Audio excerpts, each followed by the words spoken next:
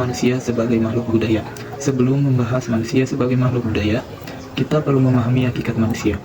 Dalam filsafat Yunani, hakikat manusia terdiri dari tubuh, jiwa, dan ruh. Jiwa sebagai pusat pengelolaan perasaan dan pikiran menjadi faktor utama dalam menciptakan kebudayaan. Manusia yang jiwa sehat akan menghasilkan budaya yang sehat, sedangkan jiwa yang sakit akan merusak kebudayaan. Oleh karena itu, hakikat manusia adalah salah satu pribadi yang merupakan perpaduan dari pikiran, perasaan, kehendak, spiritualitas, dan fisik. Selanjutnya, pengertian kebudayaan dan kebudayaan. Menurut Soeharjoto Poesopoarjojo, budaya adalah keseluruhan sistem, gagasan, tindakan, dan hasil karya manusia dalam rangka kehidupan masyarakat yang dijadikan milik diri manusia dengan cara belajar. Sementara kata kebudayaan berasal dari bahasa Sanskerta, yaitu budaya, yang berarti budi atau akal. Sehingga kebudayaan berkaitan dengan erat dengan pemikiran manusia. Kebudayaan mengandung pengertian keseluruhan nilai, norma, ilmu, pengetahuan, struktur, sosial, religius, kesenian, bahasa, dan segala pengertian intelektual dan artistik yang menjadi ciri khas suatu masyarakat. Hal tersebut membuat kebudayaan sangat erat hubungannya dengan masyarakat. Dalam sebuah kebudayaan, ada hakikat yang tidak akan mengalami perubahan bentuk, yaitu keragaman, keindahan, kreativitas, interaksi, dan nilai. Yang pertama, ada keragaman. Kebudayaan terdiri dari unsur-unsur yang beragam, yaitu religi, sosial, dan pengetahuan yang tidak dapat dipisahkan.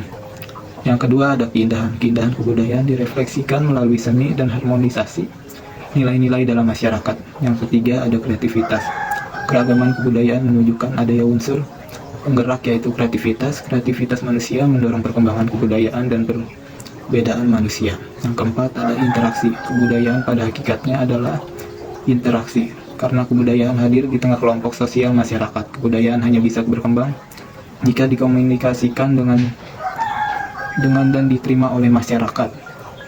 Yang kelima, ada nilai. Kebudayaan memiliki nilai yang menentukan diterima atau tidaknya sebuah budaya dalam kelompok masyarakat. Manusia sebagai makhluk budaya adalah pencipta kebudayaan. Kebudayaan adalah ekspresi ekspektasi manusia di dunia. Sebagai pencipta kebudayaan, manusia mengekspresikan ekspektasinya melalui budaya. Hakikat ini tercermin dalam 5 aspek utama sebagai berikut. Yang pertama, memahami keragaman. Manusia menggunakan akal dan perasaan untuk mengidentifikasikan dan menghargai perbedaan budaya. Yang kedua, manusia mewujudkan keindahan. Seni adalah salah satu bentuk kebudayaan manusia. Seni memiliki aneka ragam bentuk, yaitu seni pahat, seni tari, seni musik, drama, sastra, bahasa, dan lain-lain. Keindahan seni merupakan bentuk implementasi manusia sebagai manusia. Yang ketiga, manusia menghasilkan kreativitas. Manusia yang berbudaya adalah manusia yang berkreativitas.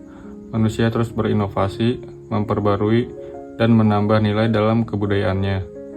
Yang keempat, manusia berinteraksi dengan sesama. Hakikat manusia sebagai makhluk budaya mendorong manusia melakukan interaksi dengan diri sendiri atau dengan sesama.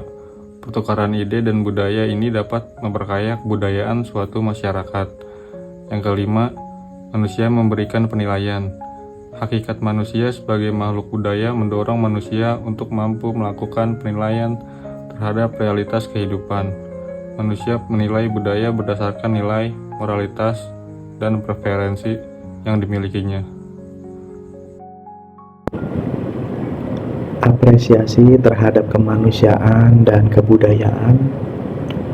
Manusia dan kemanusiaan. Kemanusiaan berarti hakikat dan sifat-sifat khas manusia sebagai makhluk yang tinggi harkat dan martabatnya. Dengan menggambarkan ungkapan akan hakikat dan sifat yang dimiliki oleh makhluk manusia, hakikat manusia Indonesia berdasarkan Pancasila dikenal sebagai hakikat kodrat monopluralis yang terdiri dari: pertama adalah monodualis, susunan kodrat terdiri dari aspek keragaan dan kejiwaan. Keragaan meliputi wujud materi anorganis, benda mati, vegetatif, dan animalis, sedangkan kejiwaan meliputi cipta, rasa, dan karsa. Monodualis, sifat kodrat terdiri dari individu dan segi sosial. Monodualis, kedudukan kodrat meliputi keberadaan manusia sebagai makhluk yang berkepribadian merdeka.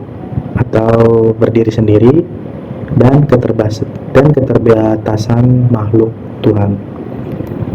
Yang kedua, manusia dan kebudayaan. Ada hubungan dialektika antara manusia dan kebudayaan. Kebudayaan adalah produk manusia, namun manusia sendiri adalah produk kebudayaan. Dalam sosiologi, manusia dan kebudayaan dinilai sebagai dui tunggal. Maksudnya bahwa walaupun keduanya berbeda, tetapi keduanya merupakan satu kesatuan. Manusia menciptakan kebudayaan, dan setelah kebudayaan itu tercipta, maka kebudayaan mengatur hidup manusia agar sesuai dengan tampak bahwa keduanya akhirnya merupakan satu kesatuan. Contoh sederhananya yang dapat kita lihat adalah hubungan antara manusia dengan peraturan-peraturan kemasyarakatan. Etika dan estetika budaya. Yang pertama ada etika. Secara etimologis, etika adalah ajaran tentang baik buruk. Etika sama artinya dengan moral. Mores dalam bahasa Latin, yang berbicara tentang predikat nilai susila atau tidak susila, baik buruk. Dalam pergaulan hidup bermasyarakat, bernegara, hingga pergaulan hidup tingkat internasional diperlukan sistem yang mengatur bagaimana seharusnya manusia bergaul. Sistem pengaturan pergaulan tersebut menjadi saling menghormati dan dikenal dengan sebutan sopan santun, tata krama, protokol, dan lain-lain. Etika selalu berhubungan dengan budaya karena merupakan tafsiran atau penilaian terhadap kebudayaan. Etika mempunyai nilai kebenaran yang harus selalu disesuaikan dengan budaya karena sifatnya tidak absolut dan mempunyai standar moral yang berbeda-beda. Sosial yang kita jalani, baik buruk atau perbuatan itu tergantung budaya yang berlaku. Prinsip moral sebaiknya disesuaikan dengan norma-norma yang berlaku. Yang kedua ada estetika. Secara etimologi, estetika diambil dalam bahasa Yunani archetika, yang berarti segala sesuatu dapat dicerna oleh indera. Estetika membahas refleksi kritis yang dirasakan oleh indera dan memberi penilaian terhadap suatu indah dan tidak indah, beauty or beauty. Pada umumnya menyukai sesuatu yang baik, yang indah, baik terhadap keindahan alam maupun keindahan seni. Dalam seni sastra, arsitektur maupun gaya hidup contohnya. Yang pertama ada karya musik seperti lukisan atau seni atau musik. Yang kedua ada tata krama dalam berbusana dan berbicara. Yang ketiga keindahan arsitektur dan desain tradisional. Selanjutnya, memanusiakan manusia. Memanusiakan manusia berarti perilaku manusia untuk senantiasa menghargai dan menghormati harkat dan derajat manusia. Memanusiakan manusia adalah memperlakukan sesama dengan cara yang beradab sesuai nilai-nilai kemanusiaan dan budaya. Yang pertama, hakikat manusia sebagai makhluk budaya menjadi dasar dalam memanusiakan manusia. Manusia memiliki akal dan potensi moral untuk berkembang. Kesadaran akan budaya membantu manusia mengenali nilai-nilai kehidupan yang membentuk peradaban. Tanpa budaya, manusia tidak dapat membedakan yang baik dan buruk dalam kehidupan sosial. Yang kedua, sebagai makhluk ciptaan Tuhan, manusia memiliki keistimewaan yang tidak dimiliki makhluk lainnya, yaitu memiliki akal, kesadaran, moral, dan kemampuan komunikasi yang membantunya memahami serta menciptakan norma sosial dan kebudayaan. Keistimewaan ini menjadi modal utama dalam membentuk perilaku manusia agar lebih manusiawi dan bermoral. Yang ketiga, dalam perspektif agama Islam, manusia memiliki tujuan kehidupan dan tanggung jawab sosial sebagai khalifah di bumi. Manusia tidak hanya hidup untuk dirinya sendiri, tetapi juga memiliki tanggung jawab untuk memakmurkan bumi dan menjalin hubungan sosial yang harmonis.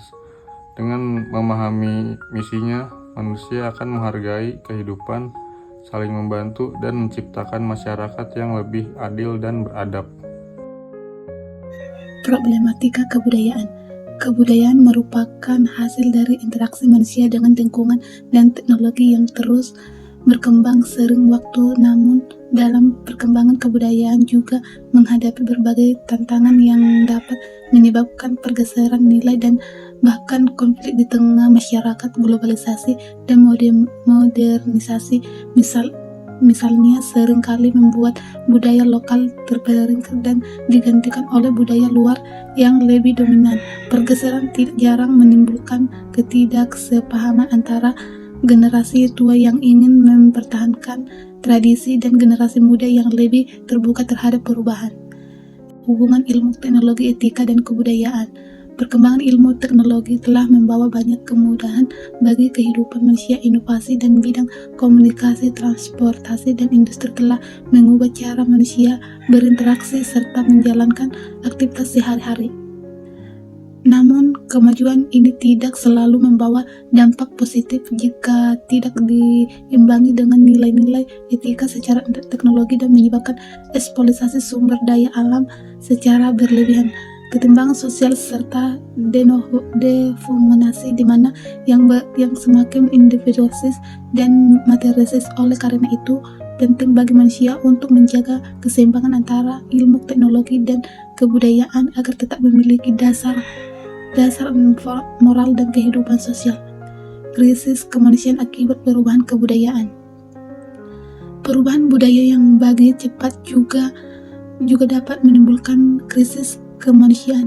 Dalam banyak kasus masyarakat yang tidak siap sehingga nilai-nilai luhur yang diwariskan nenek moyang mulai luntur, mulai terorganisasi oleh pola hidup yang lebih individualis.